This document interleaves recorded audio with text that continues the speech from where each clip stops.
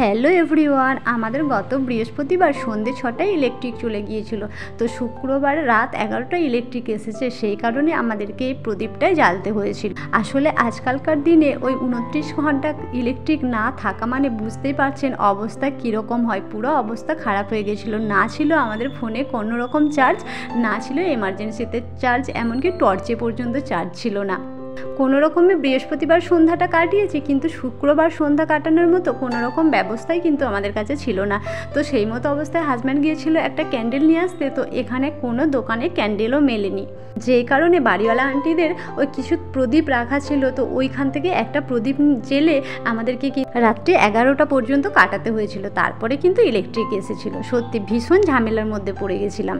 আর এদিকে আমাদের খাবার জলও শেষ হয়ে গিয়েছিল, তো আঙ্কেল এসে জলের ক্যানগুলো দিয়ে গেল। আর এই ক্যানগুলো এখানে দেখুন এই সিঁড়ির ওপর পর্যন্ত দিয়ে যায়, তো বাকিটা আমাদেরকেই কিন্তু তুলে নিতে হয়।